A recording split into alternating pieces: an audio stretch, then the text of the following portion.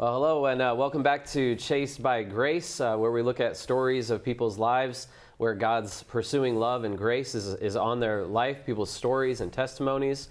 My name is Lee Robinson, and tonight we have a very special guest with us, Matthew BERTLES, and it's good to have you with us here this evening. Good to be here. Thanks for having me, Lee. Not yet on the screen, but you're here. I'm here, I promise. Matt BERTLES, a good friend of ours, Dr. Matthew BERTLES. Yeah. I know you liked that title. No, not really. Yes. But yes, Matt is a doctor. What is your? I have a PhD in apologetics and Christian philosophy. All right, nice. So you're in for a treat tonight. Matt is also an ordained minister. Yes. He's a part of On the Rock Church on Huntington Street in New London. Matt is an author. We're going to talk about his book a little bit later. He's a teacher. What else? Street preacher? Apologist? Apologist? You name it all. Yeah, he's all of them. Whatever we need done. You know? So Matt and his family, the BERTLE family, Rachel and their kids, have been great friends to us over the years. So we really appreciate their friendship, and we've been a part of the same churches together and ministered together. So it's been very good. It's part of different churches and ministered together. Yeah. So. We're part of the same dojo together. Like, it's been great. So it's really special to have Matt on with us tonight. He's got so much to share with the church and with people who are seeking after truth, seeking the truth about God and about Christianity. A lot to share. So I'm excited to get into this.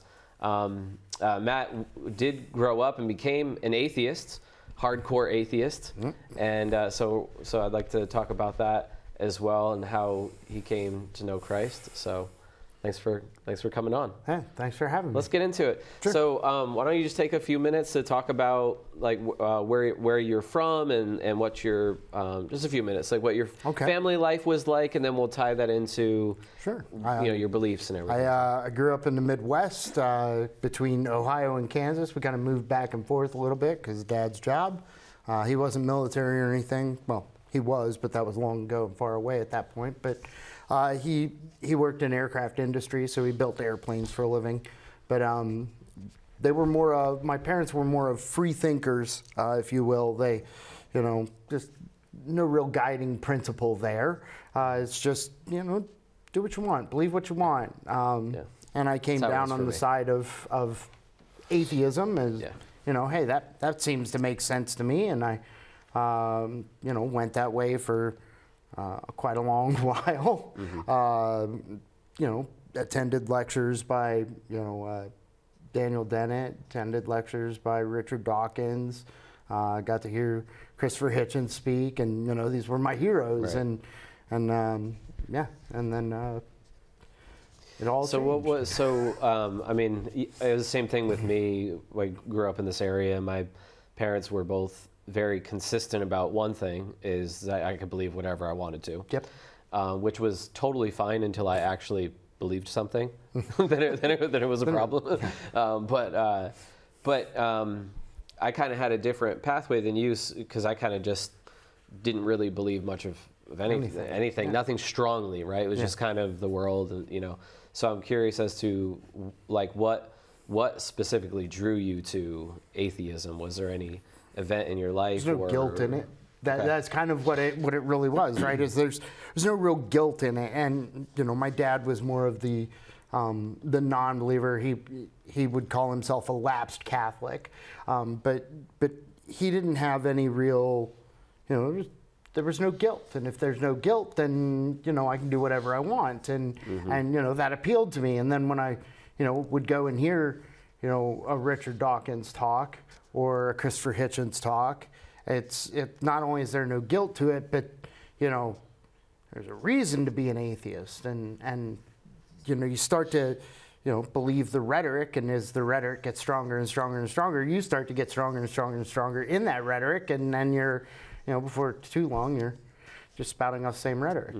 So that's kind of the direction that I went, and looked at every Christian like, hey, there's a fisticuff I can get into, and not literal, but, verbal pugilism is pugilism all the same. Yeah, yeah. So. Yeah. And so when you say there's no guilt, meaning there's no God, so there's no ultimate rules. There's no. When it comes down to it, we just die and go into the ground. So there's no judgment. There's no hell. There's no afterlife. So no nothing. Let us eat, drink, and be merry. To be. For tomorrow we die. Yep. Yeah. It was actually the lyrics to one of my favorite songs. Yeah.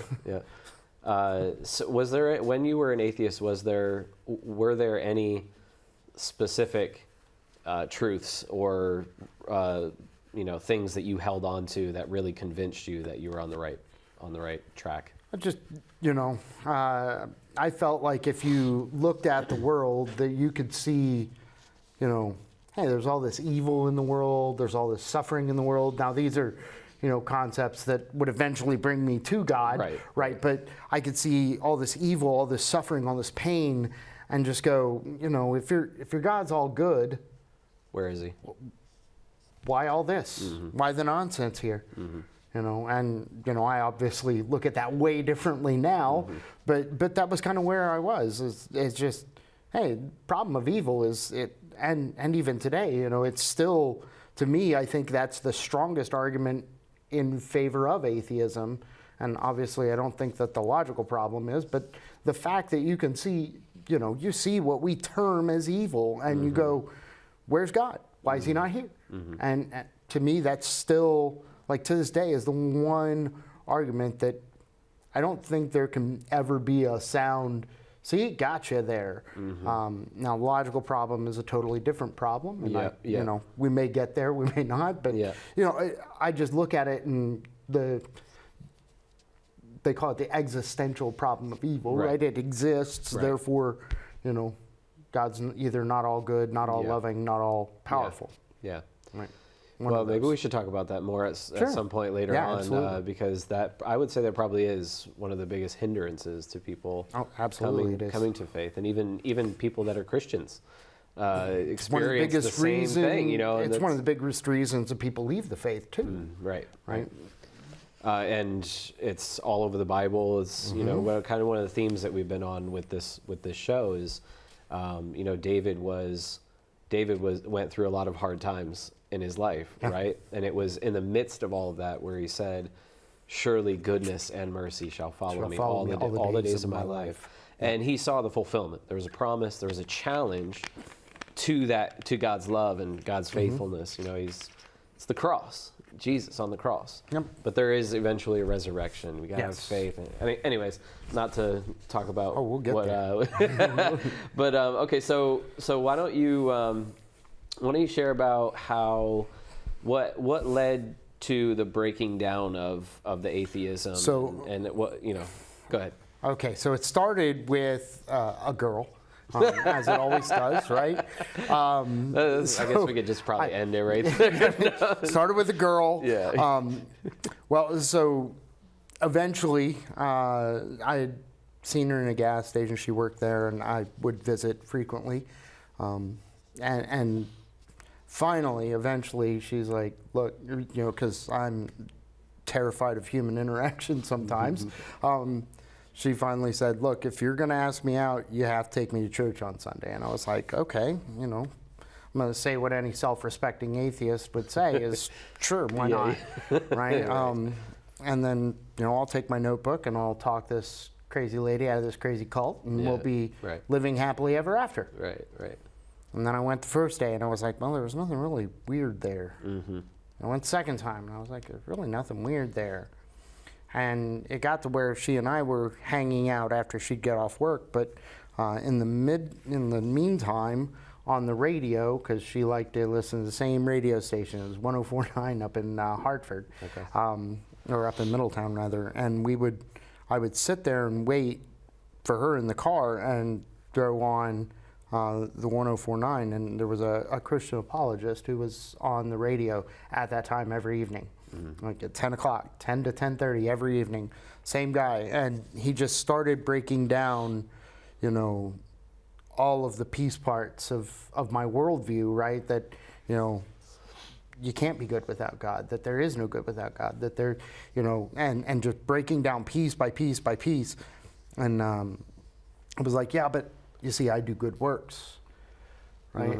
And our pastor, or her pastor, wasn't our pastor at the time, but her pastor, he got called away to go home to Cleveland. And I don't remember what it was for, funeral, wedding, whatever it was. So the associate pastor preached that weekend. And he preached a sermon called Works Don't Work. I still remember the name of the sermon. Yeah. I have a recording of it. Nice. And it was, I spent the day with her, and on the way home, I was just like, my worldview is not a sound worldview in which to, so put my faith in Christ at that time. And now I was 27 at the time. So, yeah. Do you want to share any very specific things? You had the radio show, the church services. I mean, those were kind of the big things. I mean, so what were the specific arguments? Like, what are the highlight things? The big argument that kind of the guy was going through, and it was over like a 4 or 5 week period. And he was just breaking down different aspects of this same argument. And the argument goes like this. It says, if God does not exist, objective moral values and duties do not exist, right? And, meaning that there's no bottom line standard, right? And he went through and he identified, how is this true? And then he says, but objective moral values and duties do exist. We know this. It's intrinsic in each and every one of us. We just kind of understand it. That, there's a such thing as rightness and fairness. And when we start using those words, we're using objective values. So that means that objective values must exist, right? And as Dostoevsky wrote in the Brothers Karamazov, right? If God does not exist, everything is permissible. Right. But if God does not exist, then not everything is permissible. Right. Right. The converse of that has to be true as well. Right. So that means that objective moral values and duties do exist, therefore God exists. Right. And kind of that was a whole breakdown. And I was like, well, I'm living by a subjective standard, right? That was kind of the last thing to fall. I'm living by a subjective standard. My subjective standard would be considered by all to be good. Right? What I do on a day-to-day basis would be considered by all to be good. So thus it's not subjective, it's objective. And it's like, wait, but it's a subjective, it's not, right? You cannot have full subjectivity. It's funny that this is my favorite argument because I messed it up on my doctoral dissertation. But it was a typo. Not really. I messed it up. But so what happens is you end up with this thinking that I'm living by, my standard, but really realizing that if it's my standard and everybody else's standard, that it's not no really subjective. It's objective now, and that's not formed by society, because if it's formed by society, right, then the society around Hitler, right? Right. They would be right. We would disagree with him. We would say he was objectively wrong. Right. So that means there's a standard outside of societies. Yeah. So, and that kind of was that last tipping point of, oh man, God does exist. Yeah. Right. Wow. And then once you get to that, God does exist. It's, that gives you a catalyst, a person, or to do things, and to drive things that are historical events, like the resurrection and the growth of the church, right? All this can be better explained if you have that catalyst behind it, and that's what God serves to do. Okay, that's awesome. So was there a very quick leap from internalizing, this makes sense to me that God exists, to Christianity? Yes. To it was Jesus. there. Okay, it was an immediate thing. I kind of understood. Okay, the resurrection. Okay, yeah, possibly happened. Right. Right. but I don't have anything to do miracles, right? So I can't believe in the resurrection because there's nothing to do a miracle. Right. So there's got to be a natural explanation here that I just don't know yet. Right. Now God exists. Yeah. Wait, that's something to do miracles. So it almost God basically made that bridge. Yeah. Instead of, right, I had that whole intellectual, okay, sure, Jesus probably existed, Jesus died, and people certainly thought he rose from the dead. But there's nothing to raise somebody from the dead. That doesn't just happen. Right. So, outside of a natural explanation, which I don't think you're ever going to find one, because people don't just magically rise from the dead. It's not the way it happens. Right. So no, it was very instantaneous. Yeah. Once I believed in God, I was like, okay, who is he? The resurrection happened. Yeah. Because now there's that person to drive it. Yeah. So. And if the resurrection happened, then Christianity is true. That's what Paul says, right? Yeah. Paul says if Christ is not crucified, then our faith is in vain. Yeah. Right. If he's not raised, our faith is in vain. So, the entirety of Christianity hangs on those two things. It hangs on the resurrection of Jesus, but also we can't give 100% of our effort here, because we could. I mean, people would just sit here and go, yeah, the resurrection. Okay, but how did we get there? Yes. Right? What drove that? Right. And I think sometimes, even myself, right, I miss that part, but that's the part that was missing for me to get from non-belief to Christ as Lord. That's awesome. What I love, what's coming to my mind right now, just listening to you talk about this, is that here you are, somebody who fundamentally what you loved was to sin, right? Yeah. And you were glad to not have God, so you could do what you wanted to do. Right. Eat, drink, and be merry. And for tomorrow not only that, but then you're also taking pleasure in going after people who do believe in God, yes. right? Oh, and just getting joy out of, and all the while that was happening, God was pursuing after you. He was like, no, I see what you're doing, but I have another plan for you, because God could be like, oh, okay, I see how it is, but he's not like that. He's like, he loves us. I see how it is, and so will you too. Yeah, exactly. Yeah. Okay, so that desire to reason and everything hasn't gone away. Well, we'll get into that. But so when you believed, was talk a little bit more about that as far as you personally, like, did you experience a dramatic change in your life, in your thinking? So, immediately I picked one of these up and read it cover to cover. Yeah. Like, not once. I went underway for, so I was in the Navy at the time, right? I went underway on the submarine for, I think it was 2 weeks, and read the entire New Testament 3 times. Yeah. And that was like rapid fire too. Yeah. So it made me want to know this, right? If it's true, I want to know it. I want to know it like I know anything, right? I don't want there to be this, this point where I'm going from, okay, I am a this. Well, why? I don't know. Right. And now, I hadn't read that and understood that that's what God tells us to do. Right. But I just immediately had a desire to know this whole thing. Like, I wanted to know everything about it. And, maybe someday I'll get there when I get to heaven. Because there's no, every time I read it, I'm like, I never noticed that before.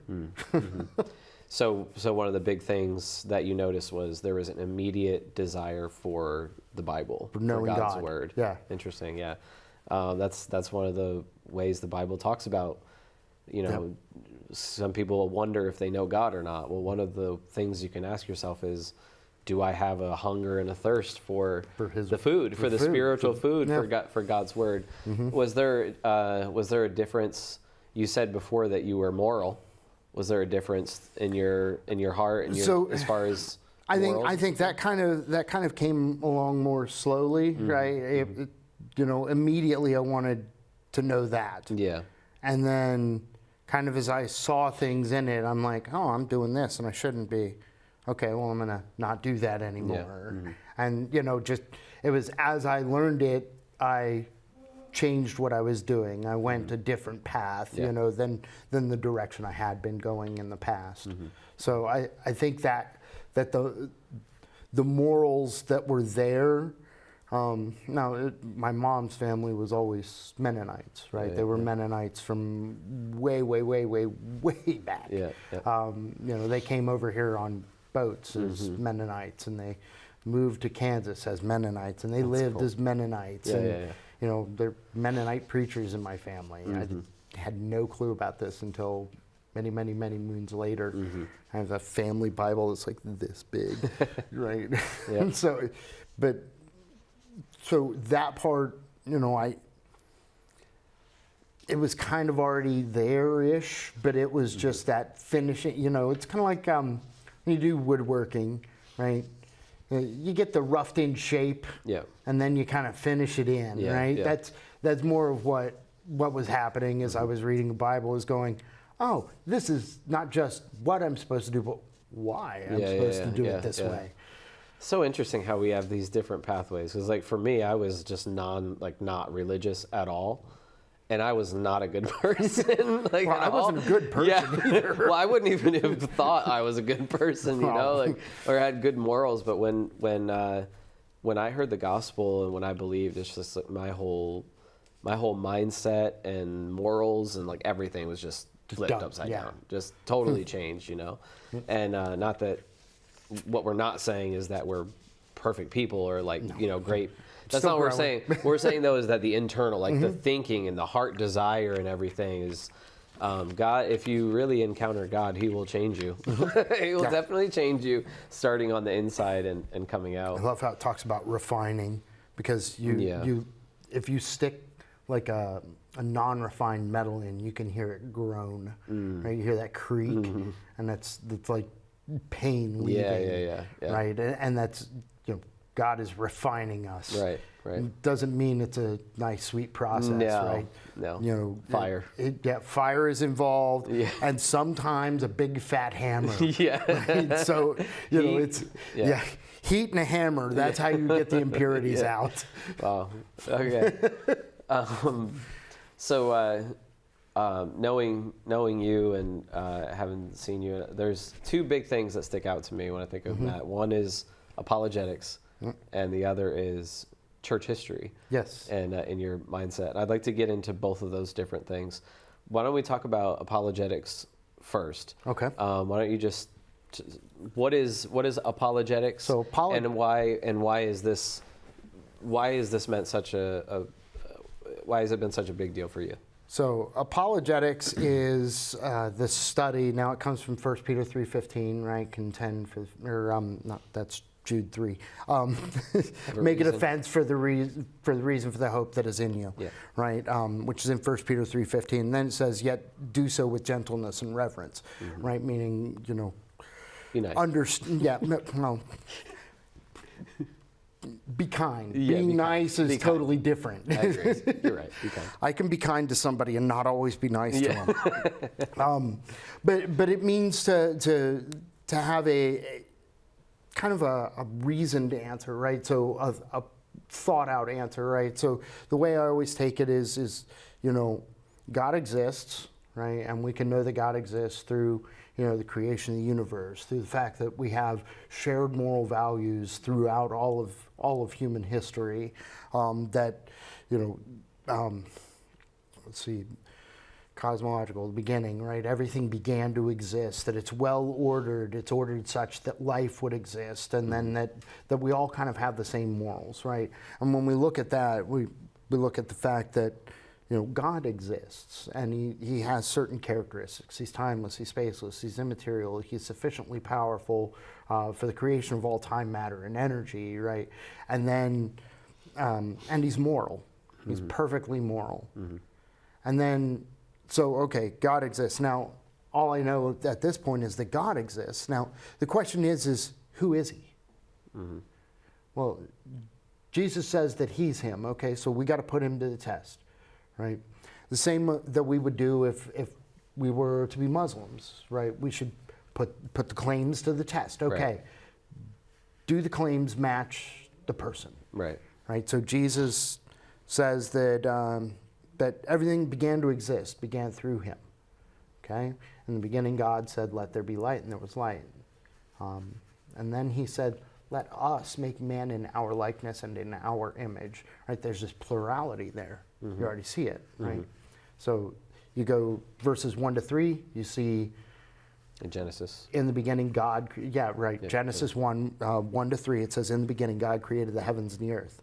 And the earth was without form and void. And the Spirit of God hovered over the surface of the waters of the earth. Then God said, 'Let there be light.'" Right? So we have God speaking. We have God, then we have the Spirit, then we have God speaking. Right? So if we go forward to John, it says, in the beginning was the Word was with God, the Word was God. He was with God in the beginning. Okay, so he's making a claim here that there are three persons at the beginning, in the beginning. There's God, there's Spirit, and there's the Word, right? That's speaking. Hey, wait, I think we have something there. Okay, so let's continue through, right? And throughout the New Testament, you see Holy Spirit is called God. Hey, he's present in the beginning.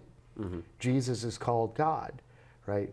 When he says, "I am the way, the truth, and the life," meaning there's only one way to get to heaven, and I'm him.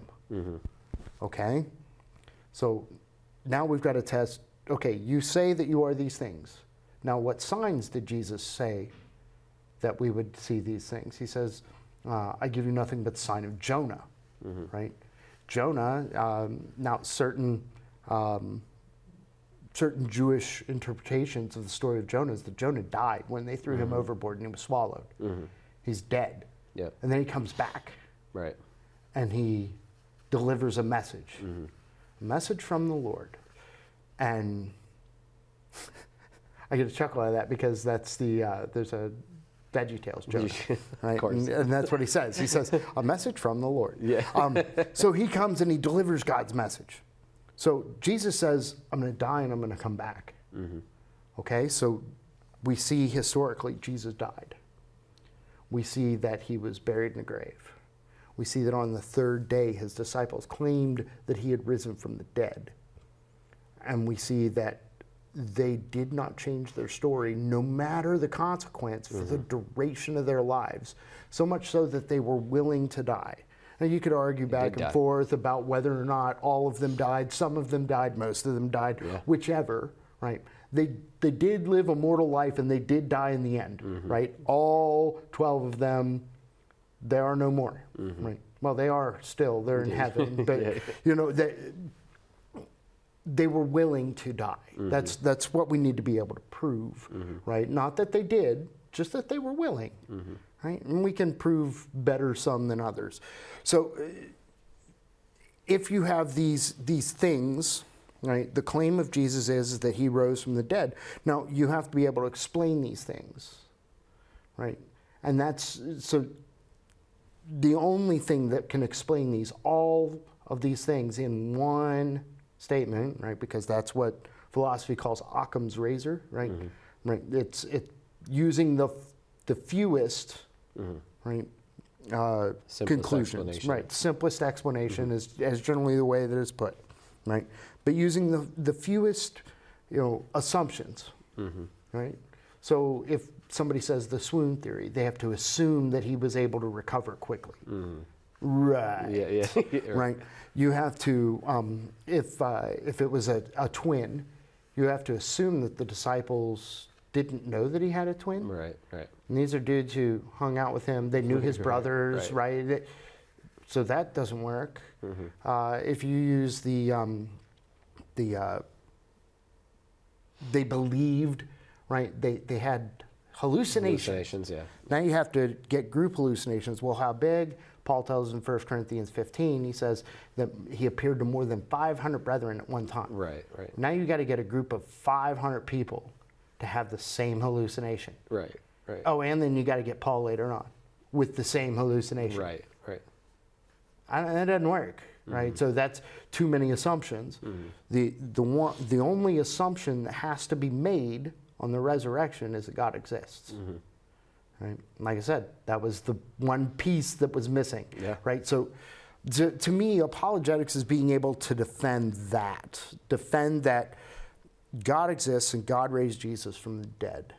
And if I can defend those two things, that is the heart of what we're called to do, right? That's the reason for the hope that's in me is Christ. Right. And him crucified, buried, raised again on the third day. Right? That's what Paul calls the gospel.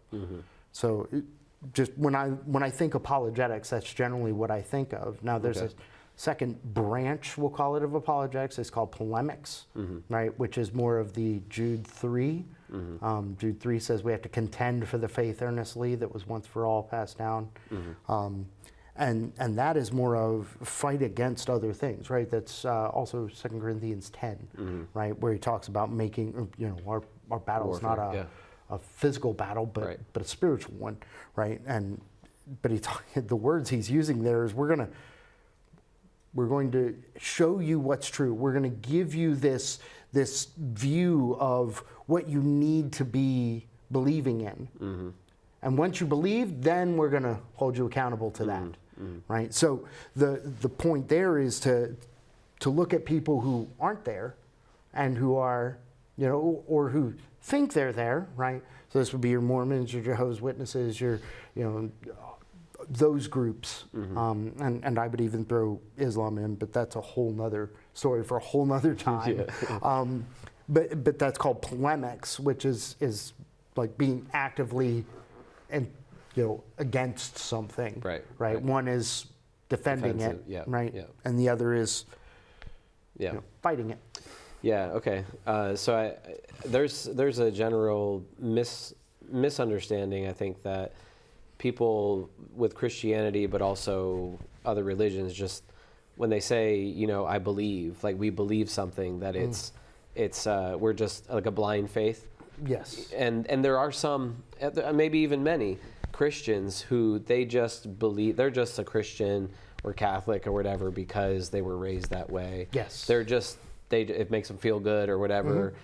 So apologetics is useful in showing us that no, there is actually reasons, good reasons, the best reasons. There's better reasons to believe this than to not believe this, whether it's based on history or philosophy or ethics or all these things. And I think there's another misunderstanding too, that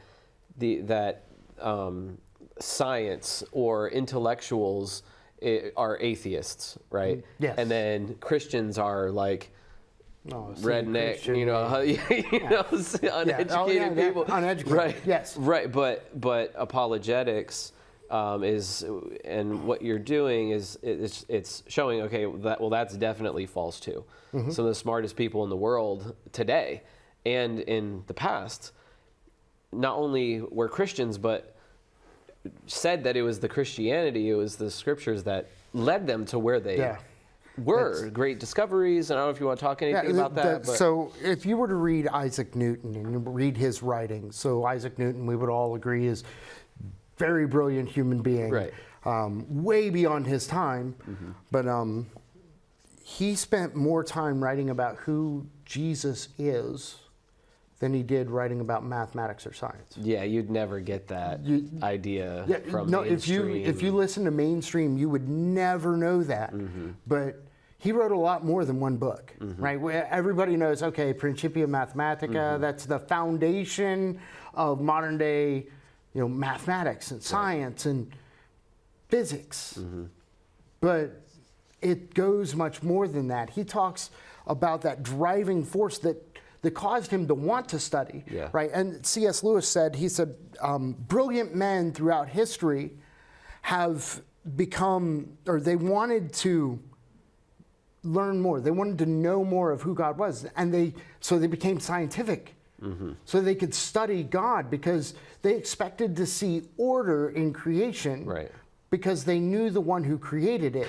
And he was one of order and had a desire for order. So yes, if you were to go with, if you were to look at say, Isaac Newton, you're going to learn much more about Jesus than you are about science when you read Isaac Newton. Right. And, you know, a lot of philosophers, not all, right? There's that number ebbs and flows, right? The percentage of philosophers and scientists that are and are not Christians, right? If you were to look at the major branches of science, they were, by and large, I think there's 169 major branches of science, and something like 144 of them were founded by Christians. Right, right. People who desired to follow God into this field of science and go, I see the creation, and I'm studying God by studying this creation that he's given us. Right, right. How awesome is that, Yeah, right? yeah. And that's the way they looked at it. So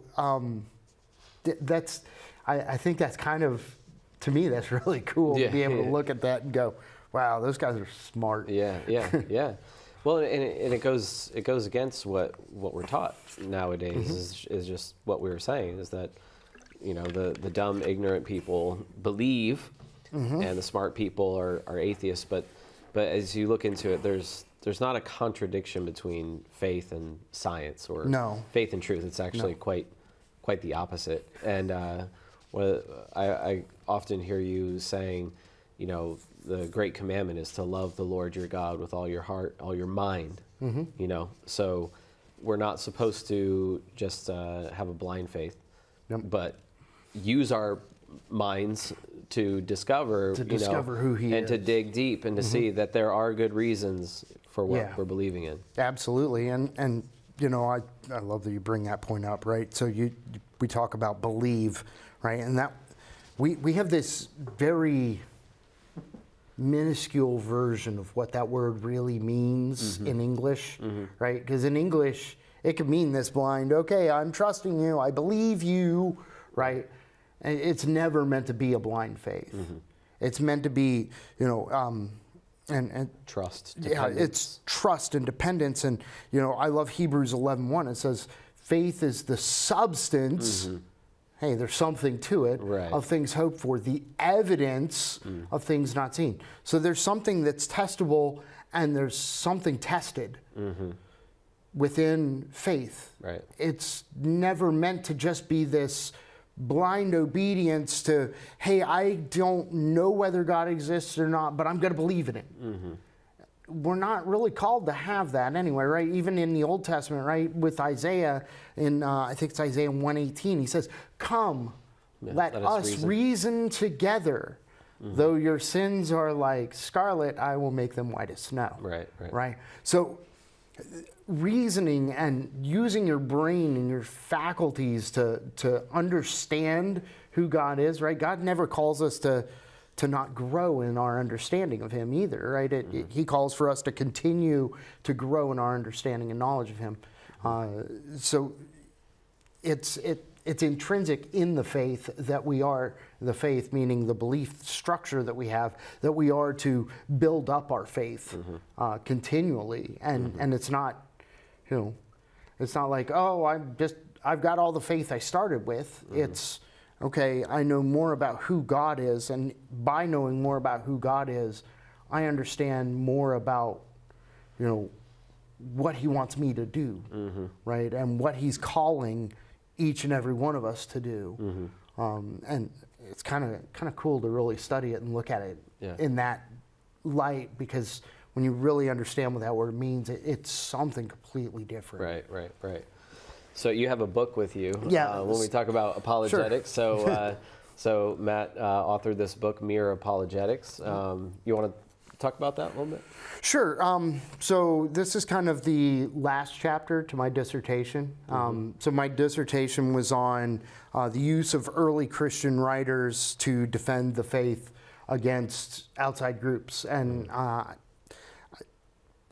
when I did my master's thesis, I wrote it on using the writings of St. Augustine to counter Mormonism, because you know, there are plenty of people who go, oh, I see Pelagianism in this group or that group or another group, but the only group that really houses like a majority of the beliefs there of, oh, I can be good enough and it's after what I can do, are the Mormons, right? So I used his anti-Pelagian works against the Mormons, and I was like, I wonder how far you could spread that, right? Using his works against, right, what has come before, how far could we expand that out? And so I wrote it, and then by the time I got to the last chapter, I was like, I know how to close this, but this isn't what I was hoping to get to, right? So my conclusion was not what I thought it was going to be.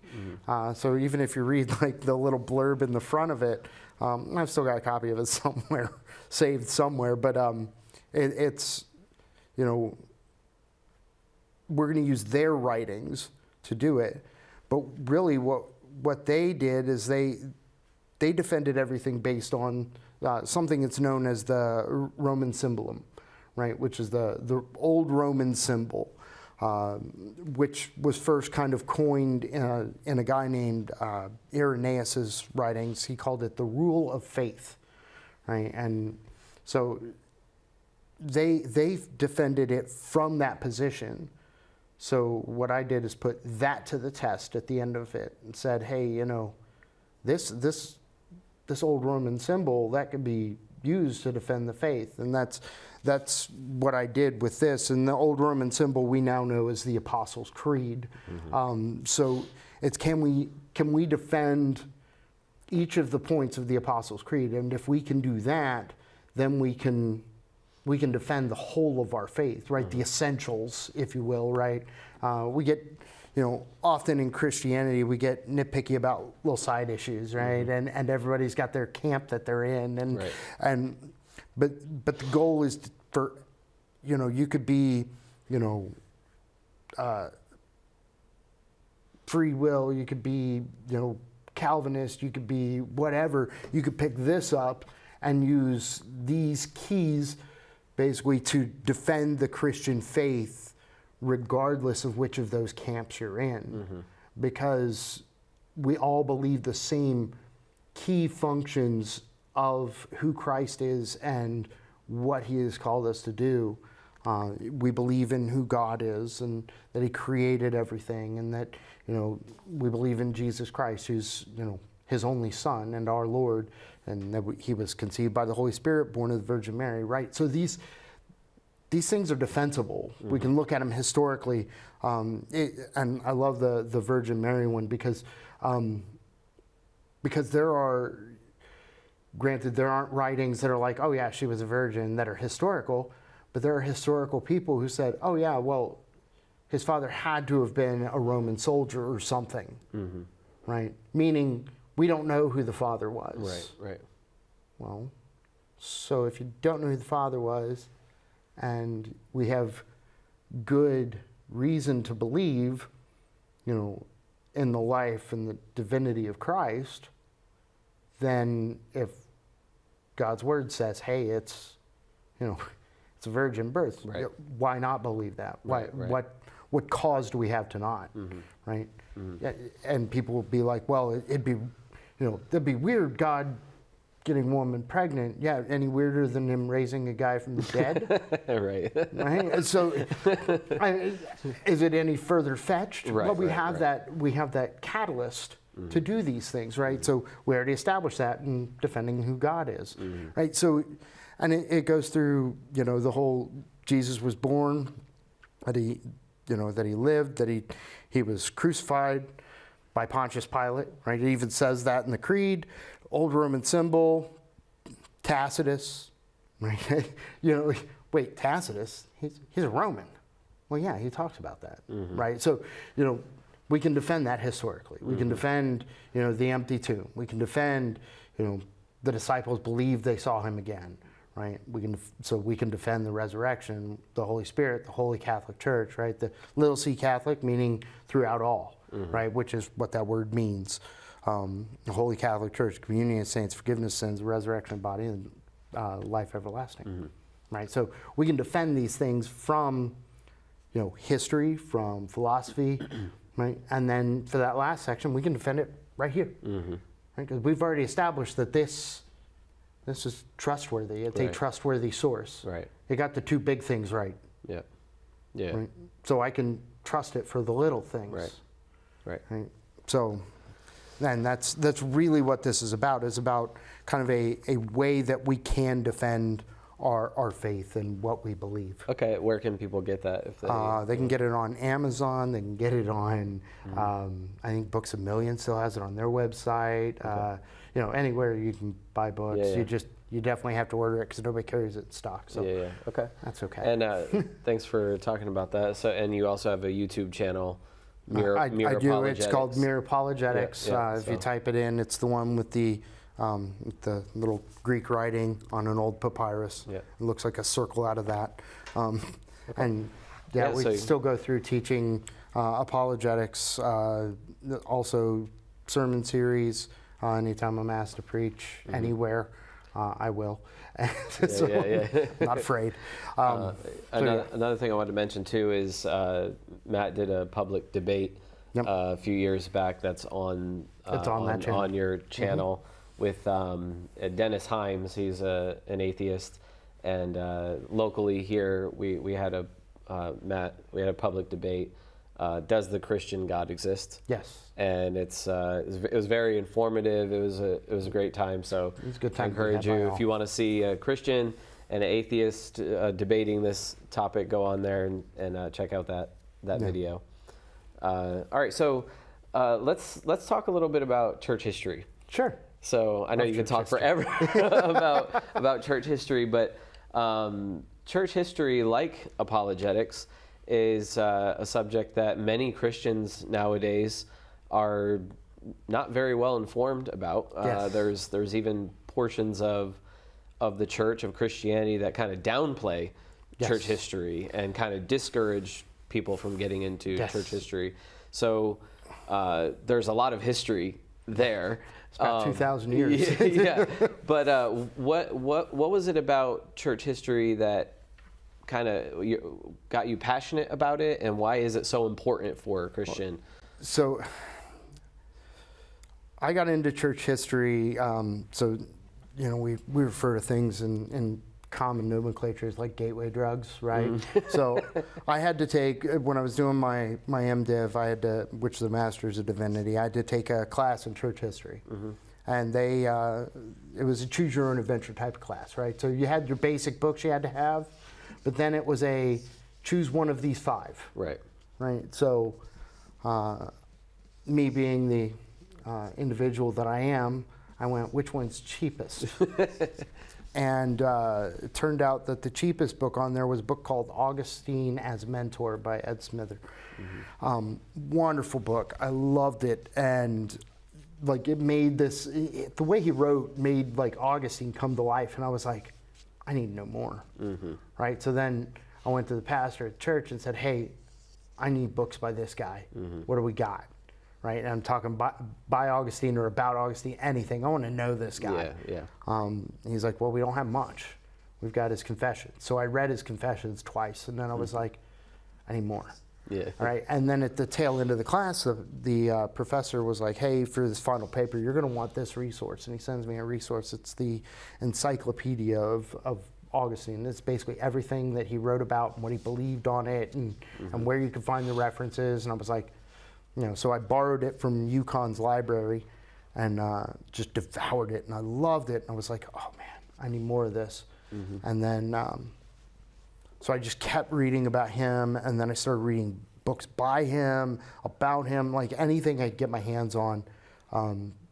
Because he was kind of that first philosopher, there were other philosophers, right? Justin Martyr was a philosopher, Irenaeus was a philosopher, but he was that one that kind of grabbed hold of me and was like, hey, we go further back than Martin Luther. And I'm like, we go further back than Martin Luther, right? And so I started, and I devoured everything by him, about him, from him, around him, like people writing at him or to him, him writing letters back, him writing books, his sermons, right? And I'm reading it all.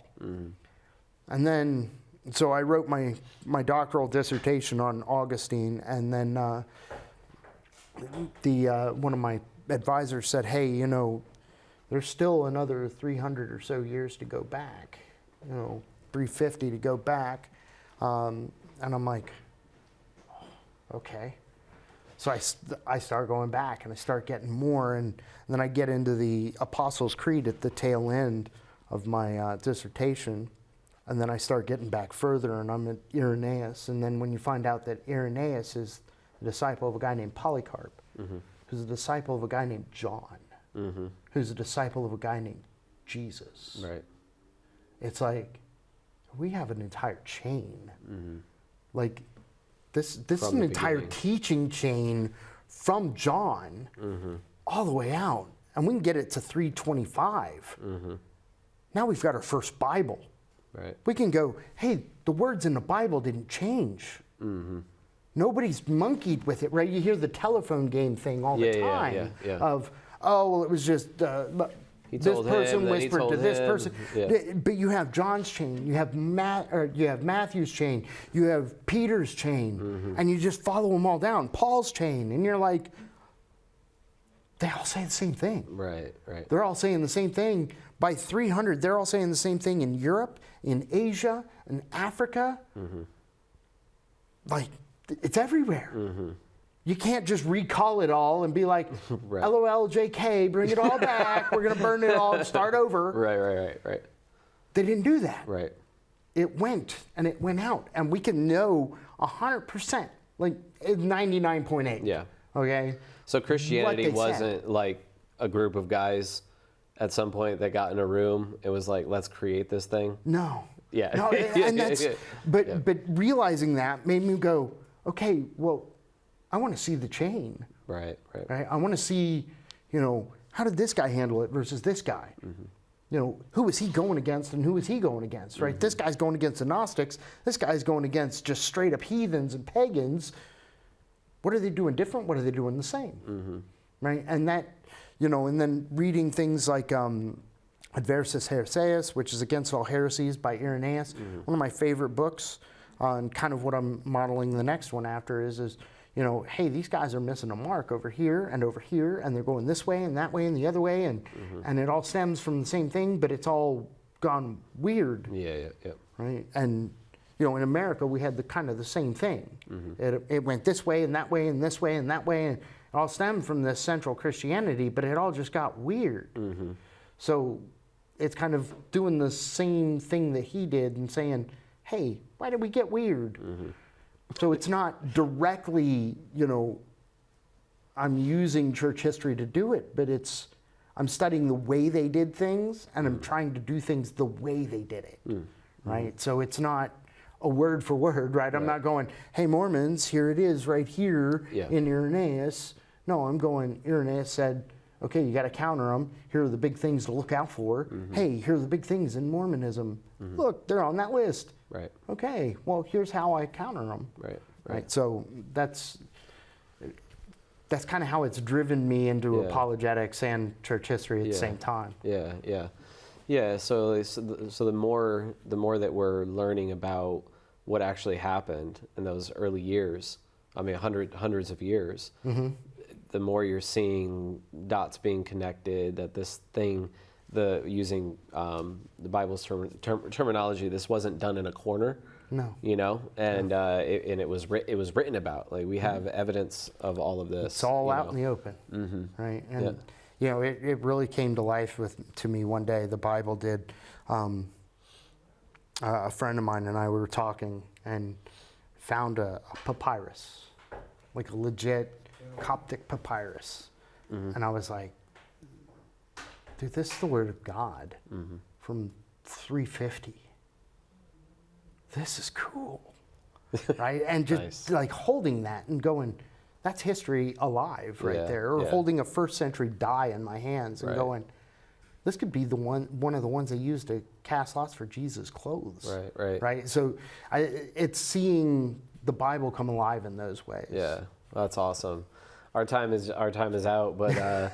Oh man, it was great having you on and going through all of this. And if you have any questions or anything, you can check out Matt online. Look up Mere Apologetics, or you can get in touch with us. We'll get you in touch with him. And we have a strong faith, right? Yes. We have reasons for why we believe what we believe. And our encouragement is that you will continue searching and that you'll come to find the truth about God, that God does exist, that Jesus did rise from the dead.